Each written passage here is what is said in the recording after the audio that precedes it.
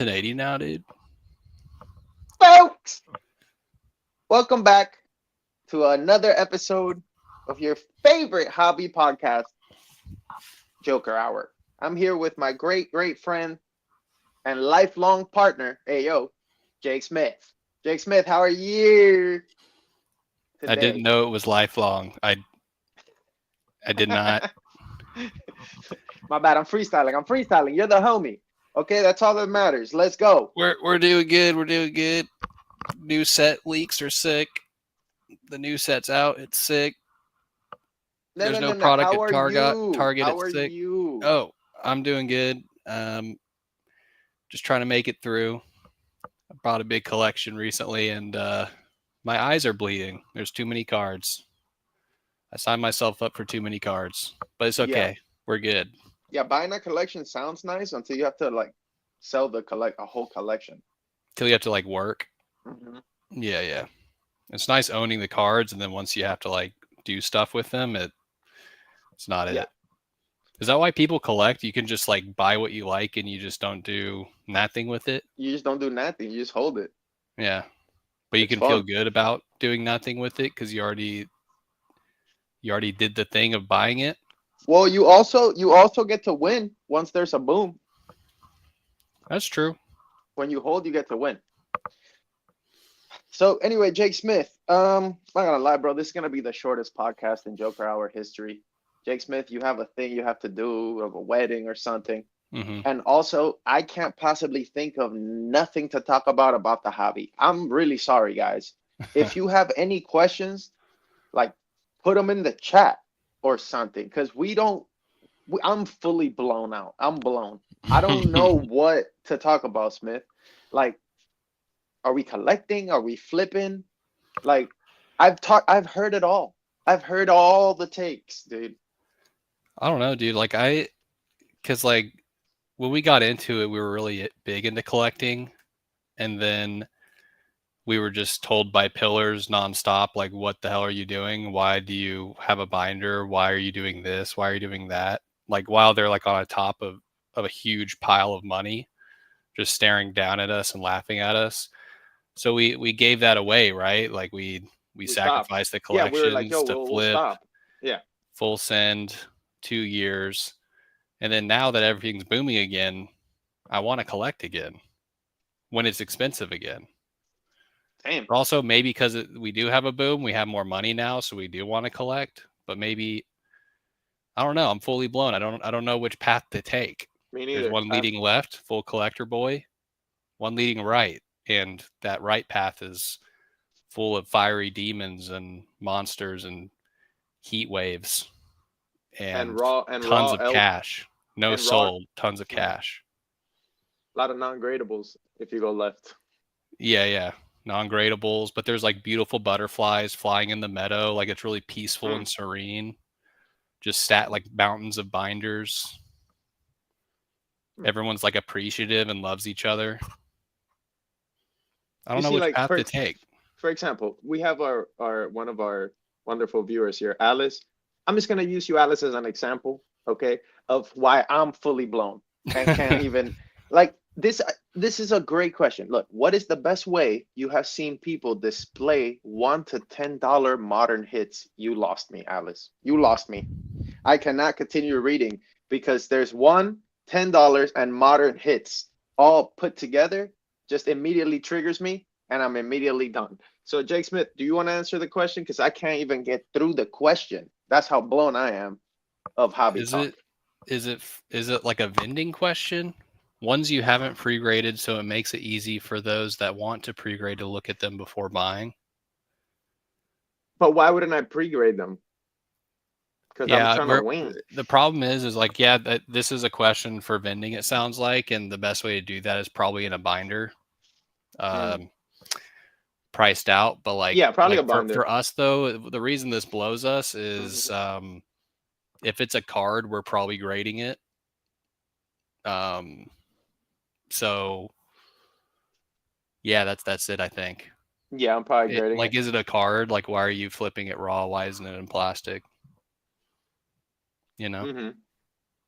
Okay, Chevy has a good one. He says, collect once civilization has collapsed, it'll be cool to explore dead cities looking for binders in abandoned houses.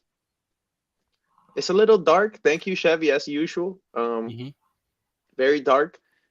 But I'm not gonna lie. If it was an abandoned society, I can't flex my cards to anyone, so they lose all value because I can't flex on you with my shining Charizard. I mean, that's the problem with collecting, right? Is I feel like so like my favorite kind of collector is the collector that I don't even know that they have anything.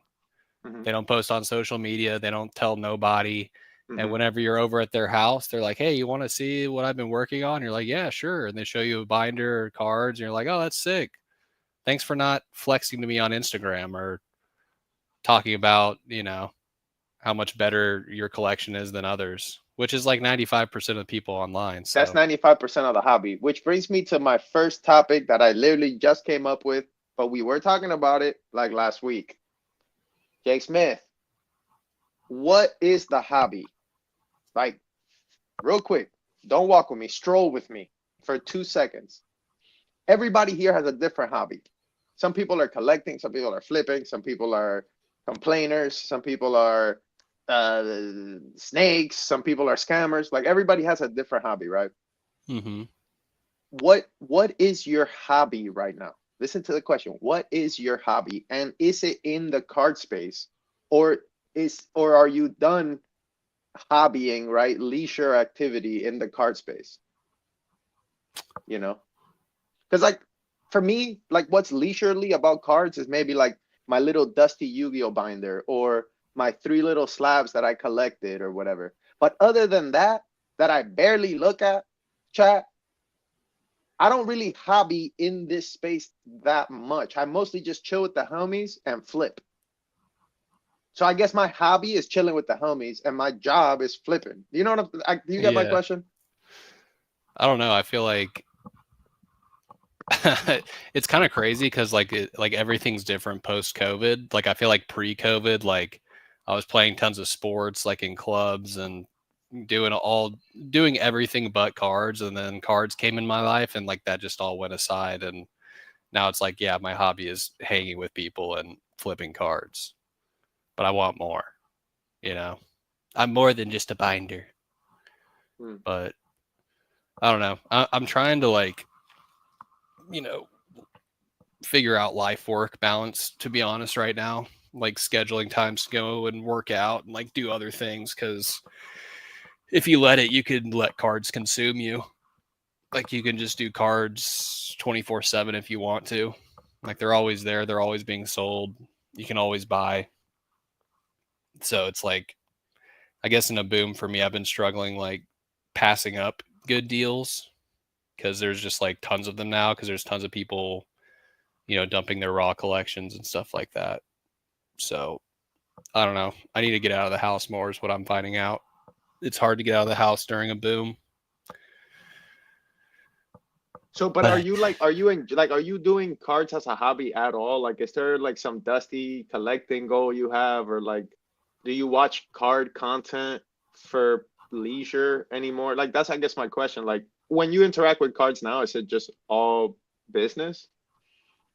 pretty much, I don't know. I got to the point where I mean, I was doing it full time in 2023. And then, I mean, that wasn't really working out because rent was so expensive and, the market was down and all that sort of thing. Still made money, but it just wasn't the right thing. And then, like, ever since then, I've just kind of been trying to manage it better, like working another job and that sort of thing. But I mean, I already kind of got a lot of cards that I wanted. And then, like, a lot of my goals, like, I guess I haven't really felt motivated to collect right now. Like, I kind of got some of my favorite cards and they're just kind of sitting. Um, I probably need to create new goals to look for, but also it's like the same way I was like passionate about being, online searching for cards all the time. Like that's kind of dropped off a little bit because like I think the business got a little too involved. So even when I'm looking for cards that I do want to collect, it feels like a job and it's just like not fun. Or I get stressed out that I could be doing something that's profitable instead. So I don't know. I kind of have my few little cards that I like, and then I have certain goals like, buying a house and reaching a certain financial freedom goal before I want to spend money on cards, because all the ones I want are like $500 plus, and you can do so much with $500 right now in particular that it doesn't make sense to collect. Like literally my favorite things ever are like unlimited cards, like E series, black and white, XY, especially XY, because you just can't ever find them. So it's the fact that I would be wasting so much time looking for XY unlimited, like secret rares, that it just wouldn't, I don't know, it just wouldn't be worth it. And then when I do find one, it's like 3 to 4 times what I want to pay. So I think it's nice when you find a card that you like, right? That, but you can also flip.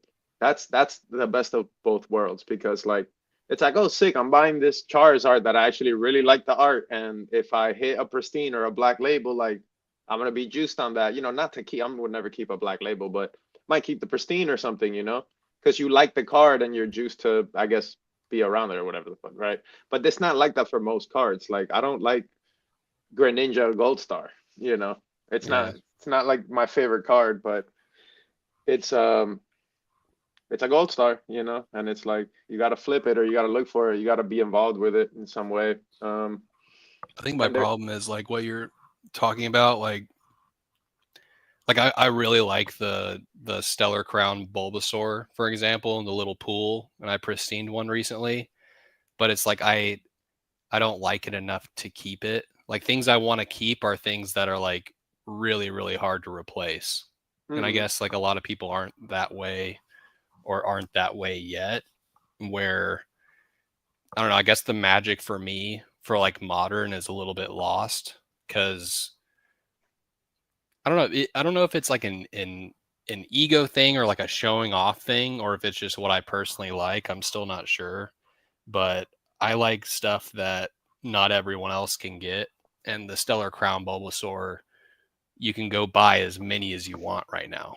Like you Yeah, could fill a whole entire binder if you have the money right. So the of just that pristine on card. that card is like the only thing that's really making it valuable, because you could just go pick up a copy any day of the week or 10 copies. Right. Right. I feel you. That's yeah, I feel you. But I mean, it's not up to me to decide what people value as far as modern. Like, and I've been wrong about modern before, because yeah, clearly we just boomed and a lot of the prices were not correct. Or I mean, Well, it's like a lot of my favorite cards in like I think the majority of my favorite cards in Pokemon are all modern. Like I like the history of vintage and the way it looks, and like, but really in reality, like true vintage cards, the only ones I like are E series cards. And then just because they like look so unique compared to everything else, which is also that ties into like I like stuff that not everyone can have. Um, but like for example, like technically not everyone can have a pristine stellar Bulbasaur, but when that's $500, I don't like it enough to just hold on to it for 500.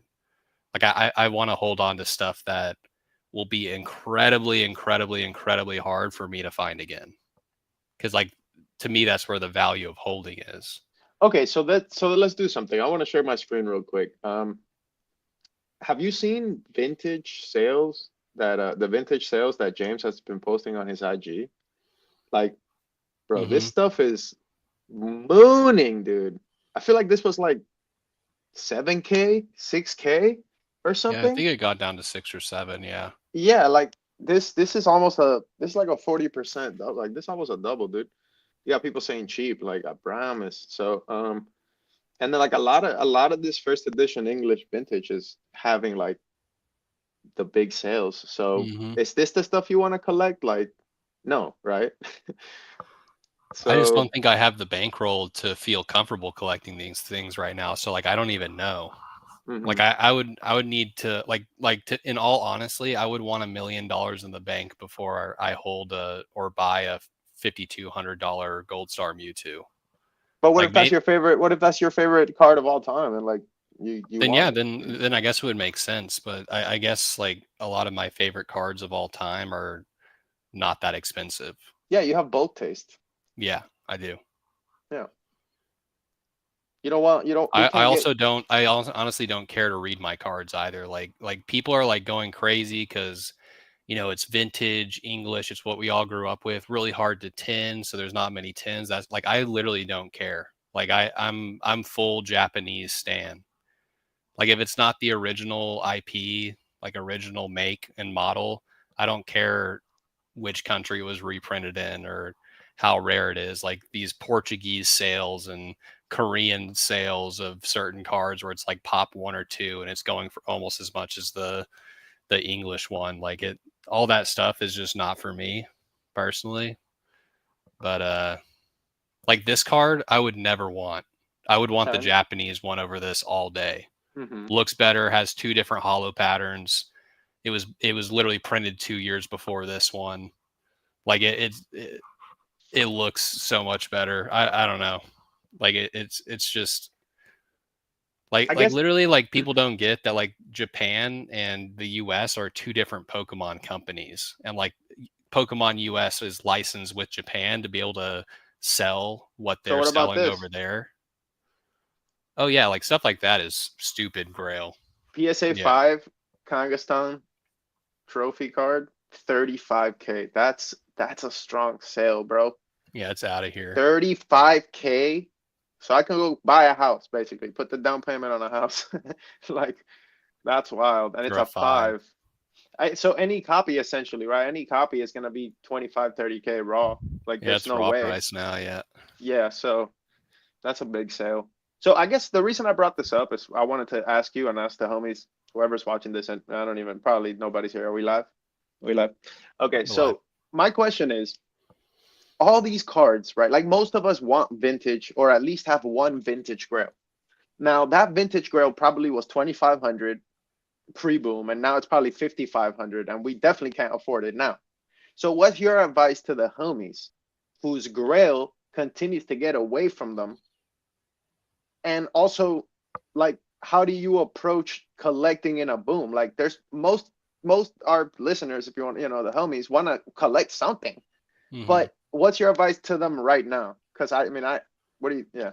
Well, it's kind of what's kind of kept me in the hobby recently is like some of my friends have gotten into it. Like, it's like looking at yourself in 2020, like in a mirror. Like, they're like getting hyped to rip Stellar Crown and you'll rip with them. And it's just like a good, fun time. And I think that's what it should be. Hmm. But like, I don't know. I'm like one of my friends is buying a bunch of cards and specking and like having fun. Yes, he does have like a lot of extra money, so he's just having fun with it. But I do Hmm. get like worried for new people in a way because I've seen the cards go up and down before, Hmm. like violently. So it's like seeing the graphs on TCG Player like hitting all-time highs on literally everything raw, and then seeing people buy it and saying it's a great deal, like it's only going to keep going up. That's like a little bit concerning. Um, ooh, golden skateboard, nice. Yeah, I don't know. I personally would only collect in a boom if it's like stuff that hasn't moved yet very much. But I mean, the problem is a lot of these people are really hyped being new. So like the prices don't matter as much because there is that hope that this is the best deal it'll ever be because you're in a boom. Right. But then also it's like why do you want to tell or advise someone who's new to collecting not to buy something just because you have experience in your past that you've seen cards go up and down? Hmm. It's like if you're collecting, just fucking buy it, dude. Like if you like it, like if anyone likes anything, if you like a Tesla, if you like a house, if you like this and you can afford it, and someone's telling you not to do it, like maybe consider their viewpoint a little bit, but like honestly, fuck them. Like it's your life. Like you and like it kind of goes back to like when I first got in this with you and met you in Pokenomics and stuff. Like I was being told not to buy my favorite card at the time, which was the VMAX Gengar from the Japanese one, like the secret rare from the decks in Japanese, but it ended up being the Fusion Strike Gengar. And back then it was like 70, $80 for a raw card. And I could easily afford that back then. And I was like, I want this card. But I was told, no, modern's too hype. That's too expensive. Like that, you're crazy for that. So I didn't get This it. one right here? And now I can't. Yeah, yeah. And now that's $700, $800 raw in English. And then Japanese, it's like $400 or $500 raw. So I think it's important to let new collectors learn and not just tell them what to do based on your own past experiences. Because your own like, especially in this market, the Pokemon market, the past does matter, but it doesn't matter as much as I think it does in like other markets. Like if people like the card, there's millions of people in Pokemon, it can go up no matter what. Like no matter what someone's telling you, like 80 is a bad buy point. And it's like, sure, what if that card crashed to 40 or 50? It really doesn't matter. You lost $30. But in reality, it's like that card's worth 10x of what it was. So you should have just bought it and enjoyed it to collect, if that makes sense. Like, just don't. I don't know. Yeah, no, It's I like think I want to teach these new people how to do it and learn, but also it's like my opinion doesn't matter. Even if I have the experience to where it matters more than their opinion, in reality, it's like none of this shit matters to the point where you should be telling someone not to buy something they like. like, okay, I'll give you an example of something I'm collecting right now, okay? And I'll blow up my play because it doesn't matter, and you guys don't like Yu-Gi-Oh anyway. But like, I just bought this recently. This is a Ultimate Rare Jinso, and go ahead and unsubscribe right now. Mm-hmm. But to me, like, I obviously like the character, right? It's like Jinso is iconic or whatever, right? And I Mm-hmm. had a choice. I'm like, should I get this in English or should I get the Japanese Ultimate Rare? Dude, I picked the 9-up for less, like pretty much less or around raw price Yeah. for a 9. It's literally a gem mint card. It's just OC. Like when I bought it, I understood it's like heavy on the left, on the right or whatever, right? Mm-hmm. But it's raw price for a gem mint card, right? Um, that I like, and I'm not gonna find this condition at a show in a binder for 150, which is what I paid for it. Now, I could probably sell it for 225 or something. But A, I like the card. B, I'm into it for less than raw. And so if that card tomorrow booms and I wake up and it's 900, I'm not gonna feel like, oh, I'm such a genius. I'm literally just collector boying the card, and I found a price that I liked, Mm-hmm. right? If I have a card that's worth $10,000 and I paid $100, I like that price, right? That I paid for it. I can Mm-hmm. sell it, but then I'm not gonna like that price again. Yeah. You understand? So if you find a card that you truly want, that you've thought about for a while, not I just got in the hobby one weekend and I like everything. Like we did. We liked everything. We wanted everything. Mm-hmm. I'm saying after you put some thought to it, after you already bought and sold some cards, you must have an idea of a card you really like. If you like the price and you like the card, buy it, bro. It's fine because you're gonna be making money anyway, and it'll take that kind of off the checklist, and then you're free to just move on with the rest of your money and move on with your life instead of having to always worry about, oh, this card is going up. Like I didn't like ponchos ever, like Pikachu ponchos. I never liked them. I thought that, like, I don't know, I like vintage, right? I'm obviously wrong. I should have bought them at 1,000, but I didn't buy them at 1,000. So obviously I'm not gonna buy them at 3,000, at 5,000, and 8,000. Like, I'm just not. But my argument is I never liked that card, so I don't care. Yeah. But if you really like a card, you want it in your collection, right? And you find an opportunity to buy it for a price that makes you happy with what you paid for it, buy it. You don't have to call me. You don't have to call Smith. You don't have to ask nobody for advice. Buy it. You get what I'm Mm-hmm. saying? Sometimes you can be proven right. Sometimes you realize a lot of people like this card. A lot of people are looking for this card. And then sometimes those cards do 3x. And that's what we're seeing in the boom. It was like a lot of negativity towards all these cards that were actually hard to get. And people that like modern were like, why are the vintage guys hating? This is an actual chase card. Mm-hmm. Having said that, though, I don't think you should buy it right now. I think right now is a bad time to buy it. I think you should buy it after things cool down a little bit, after people that have a lot of money tied up and debts have to panic sell, and you can be there catching the auctions and catching low balls and catching people dumping. But I wouldn't buy right now. Like, I would not pay these prices. Yeah. Yeah. Like I like my, and this is wild speculation, but this is Hmm. just my opinion. One I second. think there will be a day of reckoning for modern. Yeah. Not necessarily on the sealed side, Okay. because sealed is hopes and promises Hmm. of like if you have an Evolving Skies box, you can say you own an Umbreon technically because no one's looked in the box. You technically have one unit of potential Moonbreon. Umbreon. Yeah, yeah, yeah. Where if you're holding the card, there's thousands and thousands and thousands of that card. And there's thousands of people that own that card, which is thousands of variables working together to decide where that market's going to go. Right, Will right. That's a 500 good point. people wake up, next year, like five, let's say 500 people in Miami, or okay, let's not choose Miami because the No, I homies are get your there, but point. somewhere in the U.S. there's a tornado or tsunami or something where someone's home gets wrecked or something. They have to sell their cards. Like things can happen in a way where there can be a mass dump, and it's like in reality, vintage is safer in that way because there's way less supply. Sure, the demand isn't the same because why is a 100 pop vintage card the same as an Umbreon price wise or a Moonbreon? But like we saw the Moonbreon go up to 3K and now it's what 2,200, another $800 fall from the recent peak. People I think that are buying that card don't realize how risky it is, Hmm. to buy and hold and speculate on cards, because every single card, unless it's a trophy card or certain vintage cards, are like very massively produced.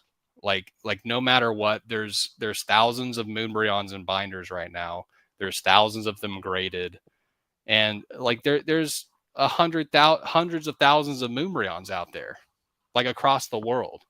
So it's Yeah. like, do you want to invest in that and put all your money on that, which can be bought and sold really quickly, or do you want to buy the box that the supply is only getting lower and lower because Yeah. the chase card is so expensive, so it's worth the Yeah, chase? but honestly, with that logic though, it works the other way too, right? Like for example, PSA 9 Unlimited Charizard, there's hundreds of millions of them. But that also means that they move up quickly because there's a bunch of sales. Hmm. So the same way it goes down quickly because everyone's dumping, it goes up quickly because everyone's selling. And it's like 250, 350, 450, 550, 650, 2000. Like it booms.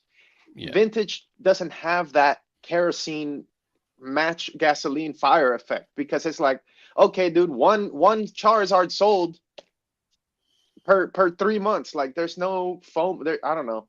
Like those prices create FOMO. Yeah. And it, But it I mean, the FOMO can only come in though when there's that many buyers. Like just because everyone's selling doesn't mean everyone's buying. It mhm. helps though when there's tons of sellers and even more buyers, because then everyone's really sure of the market price. Whereas like a lot of the vintage cars that are setting new highs, like they sell once every few months, like what you're saying. So it's like people will try to find the right deal for it, but in reality, like the supply is just way safer. But also the demand isn't there because it's not as known or widespread as modern cards. Like if you mention the Charizard from Expedition, I guarantee you 90% of the current hobby of like new people have no idea what you're talking about, but they Yeah. know Chari from 151. So it's either going to take a lot of time, and my theory that I'm interested in is like kind of like a 20 to 50 year theory where the more and more people stay in Pokemon, I'm wondering how many of those people will value their modern cards in the same way that they do right now in the current time. Because right now it's a special card. Oh, I ripped, multiple cases of Fusion Strike. I never pulled the Gengar, so I'm just going to spend 1,500 on the 10. And then it's like 20 years from now, though, and all your friends have a 10 of that card, and everyone has either had that card through their hands or not. I'm wondering if it's going to have that same mystique or desirability as something that you can't even buy on eBay type card, you know? So, but those types of cards takes a lot of research. You have to be deep in the hobby and care about it to even put in the research. So it's interesting to see how many people like us and a lot of people in the chat who are around, they know these cards, will actually stay around and care about the older stuff. But also it could go completely opposite, and it's an ever churning, boom and bust of huge amounts of people coming in and huge amounts of people leaving the hobby, that it'll forever just like Modern will just stick forever, and Pokemon keeps, knocking it out of the park. And most of the money just stays in Modern forever. Like that could be a possibility too. But I don't know. Me, I'm not blown away when I see an expensive Modern card. I'm like, oh, I've seen hundreds of these. Versus a Shining Charizard from Neo. You're like, holy shit, that's not something I see every day. That's awesome. So it's kind of my thought on it. We'll have to see in the long term, but I mean, I guess I've just lost my, like, I used to like be in love with Modern alt arts because they are hard to pull. They're unique full arts, really cool texture, all these pros, but it's like everyone I know has one in their binder. So is it really that cool? I don't know. I guess it's just not impressive. Like if you show me a Gengar 10, it's just like not impressive to me. It's like, oh, that's a lot of money. I don't know. like the impressiveness comes from someone who put in the time and effort to, like, I guess, learn about stuff that's more niche. And like, when someone buys an Elati or something, it's like, oh, you put in the work, about that release, all this other stuff. Like, you're actually like in it, and you're not just buying the brightest shiny thing in the market. So long rant, your turn. No, we got a couple comments here. That's just catching up. Bierski said something. Let's read it. Oh, it's not. Okay. He said, I'll just read it because it's not popping up, I guess. He said, Ernie, vintage boom 2020-21. Then no one talked about vintage for 4 years. The moderner, the betterer. People are going to be holding bags and vintage will come back down. I mean, yeah, I mean, the thing is, your guess is as good as mine, right? And we've been wrong before. Also, if vintage booms, it's like, what will boom? What exactly will boom, right? Like, if you look at Yu-Gi-Oh for a second, right? If Yu-Gi-Oh had a big boom, I promise it'll be the dumbest thing that booms. It'll be like the starter deck Blue Eyes that booms. And then out of nowhere, those will be $1,000 and we'll all be like, is this real? Like, look at all the Yu-Gi-Oh trophy cards and the Tokyo Dome, and it won't matter because what people want is SDK Blue Eyes and the fucking Dark Magician, respectfully. And that's kind of how I feel about modern Pokemon booming. It's like, we know how special Pokemon collecting and everything is to people. And we felt those like FOMO emotions, and we love the cards and we get it, but we're like, why is it going to that, right? But maybe that's just our own bias of our own, like, being old or whatever our opinion of the hobby is. Because when I look at like a modern card like an SIR, that shit hits. It's real nice. It's textured. The colors are nice. The composition. It's a sick card, guys. But the problem I personally have with those cards is that I'll just never buy a 10. I'll always find a raw one and grade it. So for somebody like me, there is zero chase to modern because I can find it and 10 it. But if I'm Timmy from the block and I have a degree in accounting and I don't know how to pre-grade cards, 550 for Cynthia's Garchomp might seem cheap. Like, yo, it's 550, but Cynthia's my baby. I used to play the game with her. Like, we are not the consumers, bro. We are the people that put this shit in plastic. So for us to like modern would actually be moronic, because why would I ever pay PSA 10 premium on a card that I can just find myself, right? So obviously we're biased. So why do we like vintage? Well, it's what you said, Jake. We can't find it. Like, I'm over here looking every day for Expedition Mew for 10 and a half years. Hyperbole. I can't find it. Literally can't find it. The highest copy I've had in my hand of a Expedition Mew is a 9. All these crazy like Mew window promo, Nishida window Mew or whatever. I can see that card being 2K. I never find it. I literally can't find it. So but where does it go? We don't fucking know. Bierski, you could be right, you could be wrong. We don't know. I do feel though that, going back to what I was saying a little earlier, if you're looking at a card and you love it and it doesn't make sense to you, the price, buy it. Buy it. Like Yeah. I saw Peak that you had an episode. I forgot who he was interviewing. And Peak's like, oh, these world promo cards are getting away from me. Peak, you known about this card for 5 years, bro. If they're getting away from you, did you even like them? Because you have 5 years.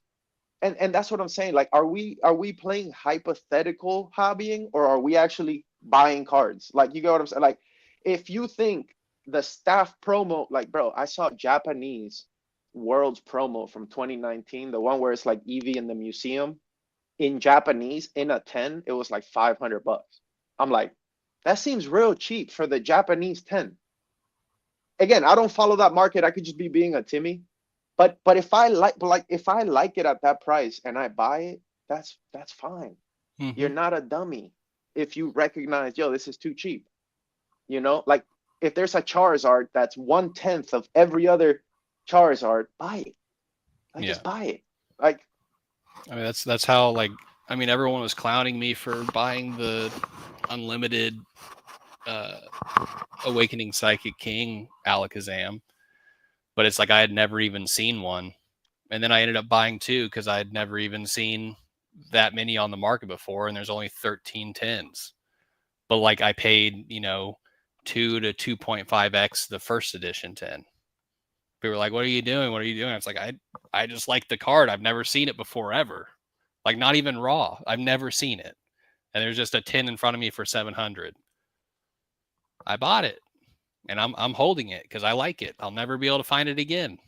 Like, maybe it'll come up on an auction eventually, but I don't know. That's just like when you see something you like and it's not going to hurt you financially and it's going to give you joy, and like it's your favorite card ever, then just fucking buy it. no, Don't but don't listen also, to other bro, like, people.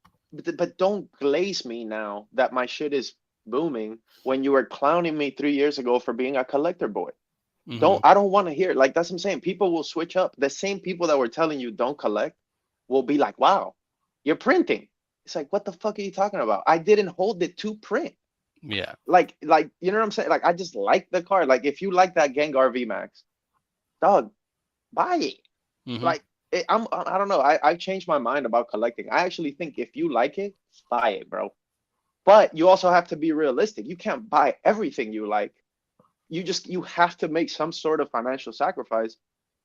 But we all have a couple of things that we really want to own, and I think there's nothing wrong with buying them, dog, and just being happy. Like, that's part of the fuel to Yeah. keep you going. I don't know. Like, Well, I mean, that's what I've been saying for, a few years now. It's like, well, shit, if modern is the hot thing and you can buy and flip modern easily, like it's kind of a beautiful reality for anyone who's been in any other market ever.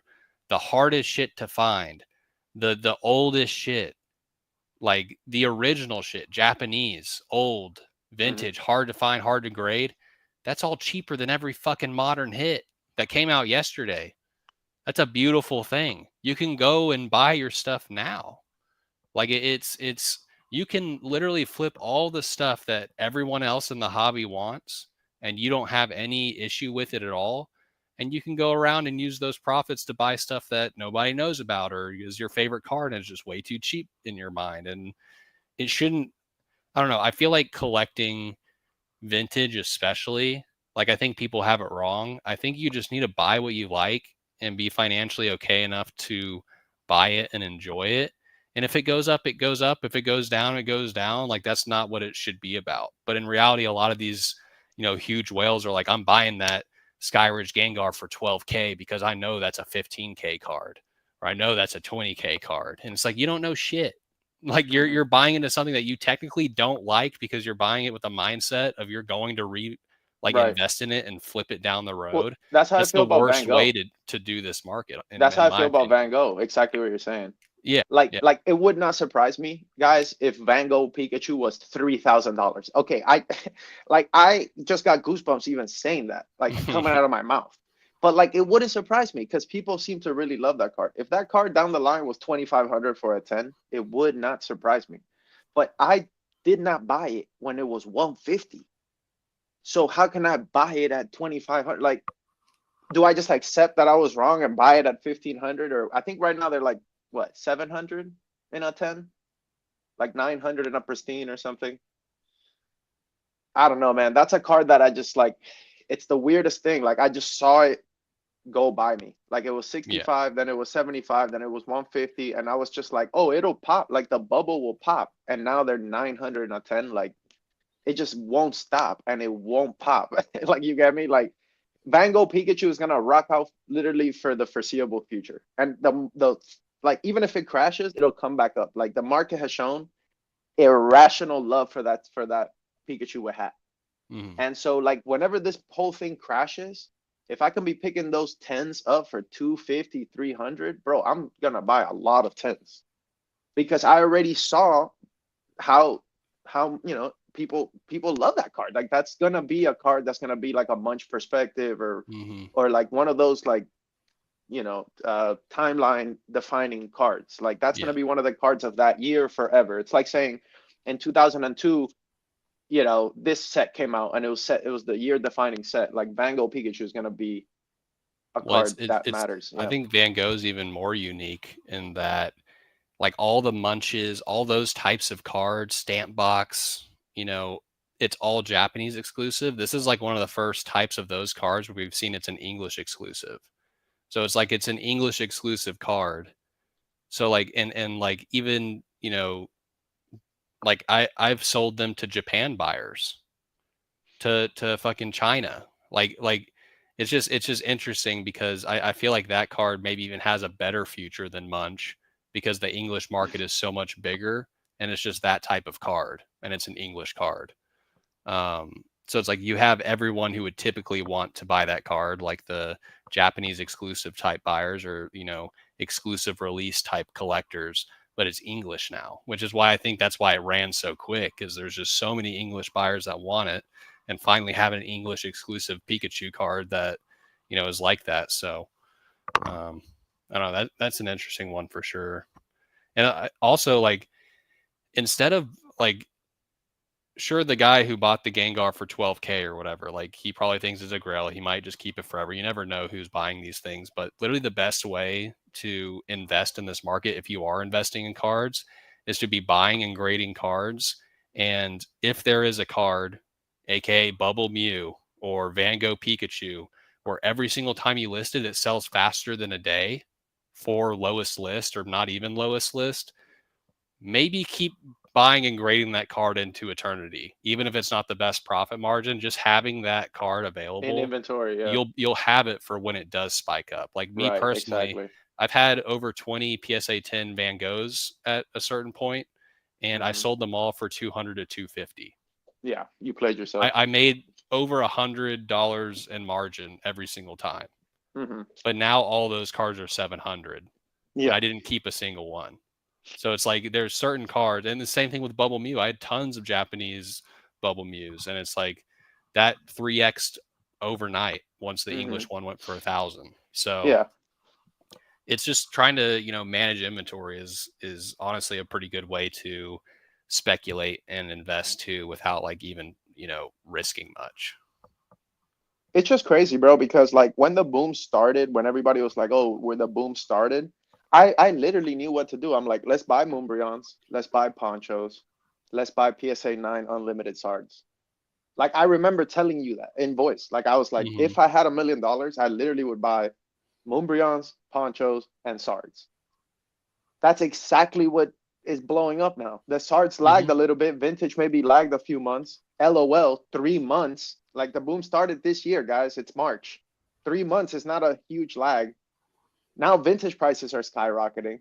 It's Gengars, Charizards, it's Ponchos. It's what the Used. market likes, bro. It's what they want.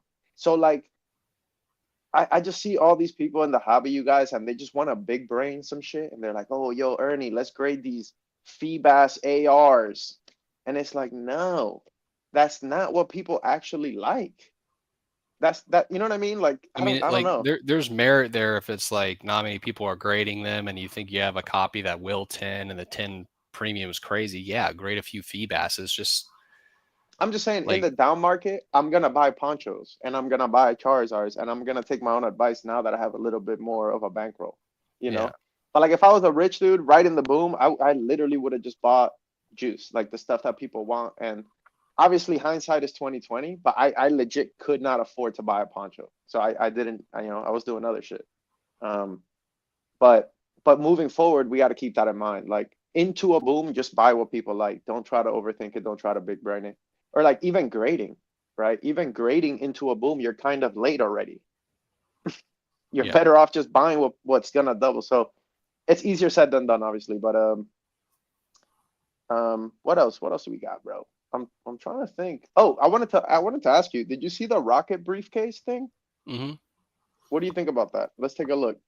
It's a full go. You think this is gonna be a go? Yeah. Here, pull me up. Anything that, like, even if it's the most mid thing ever, anything that has a Hmm. lottery release during a boom is a full send if you can get it anywhere near MSRP. Okay. Damn. Yep. I mean, these look kind of juice, but they're just Oh sleeves. yeah. It just comes with sleeves. Well, I think it comes with.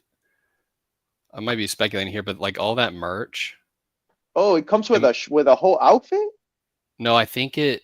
I think so. What I don't know if this is true or not, but like when they showed that, that's either going to be merch that's going to be on the website to buy, or Huh. maybe there's a random piece of merch within the box Mm, each time. So I was wondering if that's what it was.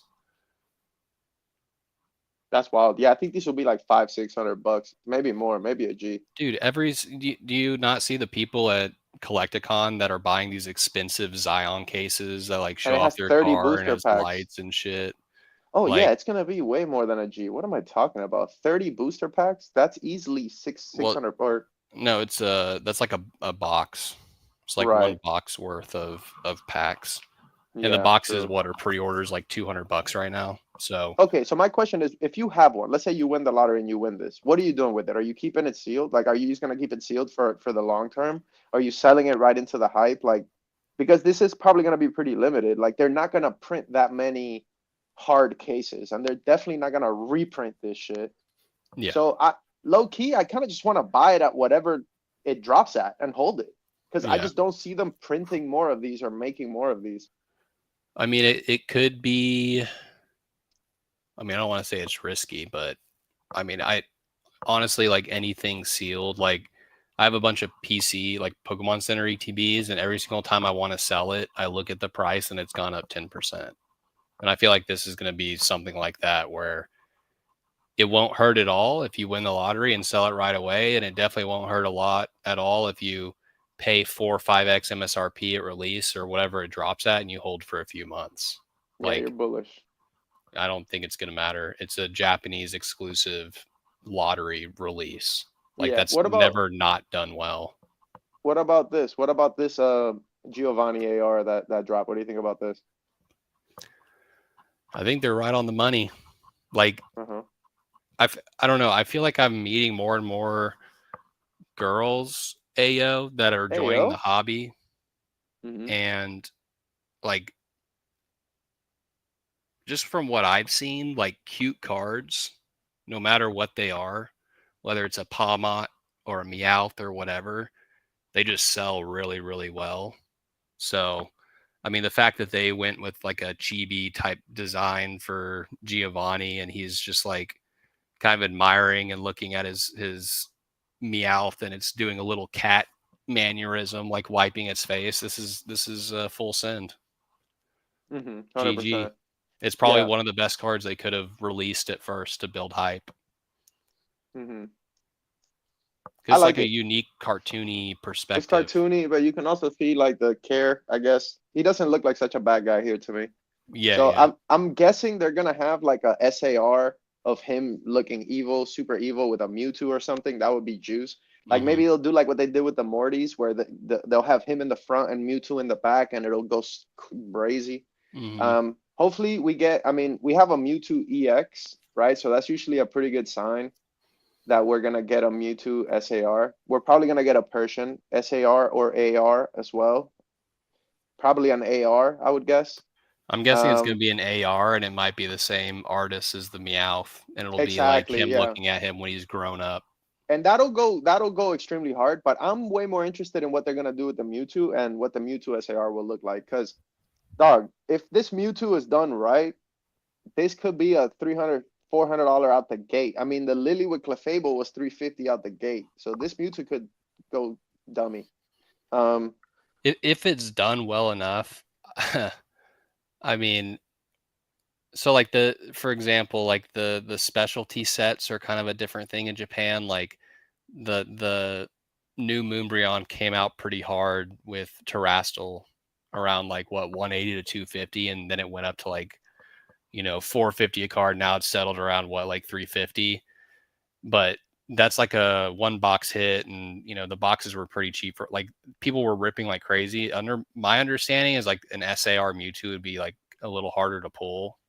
Like it'd be like the Cynthia's Garchomp. So the Cynthia's Garchomp is 250 at release and selling in on eBay and in the US for 350. A Giovanni's Rocket Mewtwo with any type of armor or any with like anywhere near a test tube that he's in or breaking out of it or anything like that, I wouldn't be surprised to see that card go to like $1,000 raw, especially if like the hype for this set is already making boxes, Japanese boxes, $250 pre-release. Like if the box is 250, I mean the biggest hit in the set is going to be close to 1,000. Like I honestly think this set is going to break everyone's minds in Japanese if they do the Mewtwo right, and then good Lord help us with the English. Like the English with Heatwave Arena and this combined, and if they do a box topper like they're doing with Journey Together, like boxes are going to be disgusting. People are going to mhm. be bitching. Everyone's going to be upset. Um, it's like I can't rip the new set. You can't hardly rip Journey Together and feel good. The boxes are 250 and you get a promo. But like what? The best card in the set's going to be Lily, and that's like I don't know what that's going to be in English, but it's going to be not too much higher than the entire box price. So I don't know.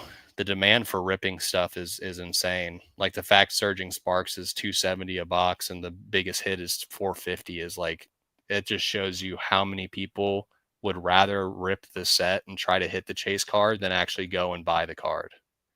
So it's insane. No, I'm sure they have some stuff lined up for us. Like I'm sure they're gonna drop the Mewtwo and then like some sort of promo.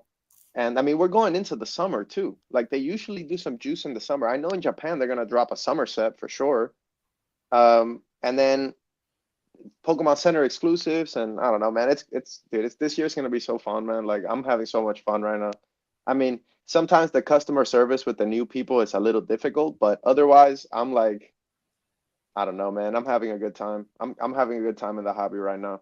I'm not collecting. I'm literally not touching anything to hold at the moment, but but it is good to have liquidity and to have plays and to constantly be buying. Like it's more fun. I hated the downtime. It's like everything's so slow and I mean you play that in a different way, but I kind of like this. I like the hyper aggressive Yeah, decision you're a making. bandwagon fan, dude. We get it. Yeah. We're really sorry, folks. We strive our best to give you the best hobby content, but it's the only co-host I could get with my budget of zero. Let's bring him back. Thank you. Wait, your budget's Smith, zero? I can't do this anymore. yo, Smith, I heard you bought a collection off a dude, and he said he found you on YouTube. So technically, half of that collection profit should go to me. Do you want to send me half for the collection? Well, guys, we're gonna go ahead and shut it down. Thank you everybody for being here. Oh, wait a minute. Oh shit, we got Chief Keen in here. What's goody? What Wait, up? let's read a couple of comments before we shut it down, man. We got 5 more minutes. Let's see. Let's see. Yeah, we're So hella Ding behind. Ding, Looks like Jesus. Ding Ding, you were going crazy. Ta ta ta ta ta. You had a good one though. You said, why wouldn't art academies boom? That's a good question. I can see those cards boom. I mean, I think they have to some. They're already pretty expensive for what they are. I mean, they're pretty expensive, but Pikachu, exclusive release, old. I mean, yeah, I think that's a good bet. I like that bet. I like that bet. Um, what else? What else? PPP. Chevy says it's gonna hurt when a lot of the stuff, I'm guessing he means modern, deflates 80%, but for now, Rockets. I Eighty think, yeah, percent's crazy. 80% is aggressive, but yeah, I mean, yeah, it's gonna drop. Felipe says vintage will boom in niches, but not all at the same time. Yeah, that's what I think too. And says today's Rockets, tomorrow it's Gold Star, then it's back to base set. Yeah, it's pretty cyclical, but I think the stuff that people like is clear. And I think trying to big brain that people like Venusaur more than Charizard is like you're dusted. You just gotta buy Charizard.